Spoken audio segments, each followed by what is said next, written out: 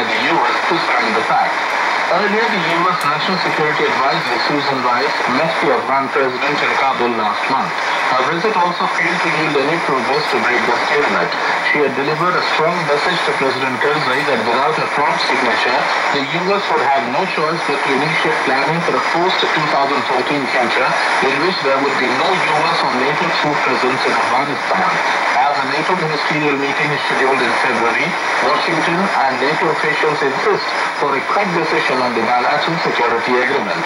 Military commanders have also said they need time to plan and coordinate with allies for the post-2014 mission, which could involve about 8,000 U.S. forces and 6,000 troops from allied nations. The agreement has the provisions to allow U.S. soldiers to stay on at 9 bases in Afghanistan. In broad terms, the agreement lays the legal groundwork for a 10-year commitment of 7,000 to 9,000 U.S. troops beyond 2014, primarily in an advisory role. The bilateral security agreement, which U.S. and Afghan negotiators spent more than a year hammering out, was thought to have been concluded by December end after it was approved by a council of 2,500 tribal leaders known as the Loya Jirga. President Karzai himself had strongly recommended that the Loya Jirga accept the deal laying out how U.S. forces will operate in Afghanistan post-2014. The members did ratify the deal and urged the president to sign it by December end.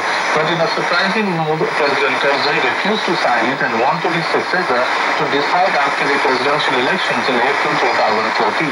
He has set conditions to sign the pact. First, U.S. must end raids on Afghan homes by its forces pursuing militants and release Afghan prisoners from the Guantanamo Bay detention center. Second, the U.S. must make a meaningful start to the peace process, which implies that the failed peace process with the Taliban must be revived by Washington. It is very unlikely that the U.S. is going to succumb to Karzai's pressure tactics. Washington has already signaled that without the deal, Obama administration would pursue the so-called zero option and bring its entire troop home from Afghanistan.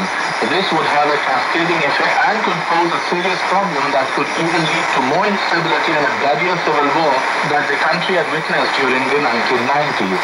Afghan people fear that a fledgling Afghan National Security Force, ANSF, would lose ground against the Taliban if not backed by the U.S. force and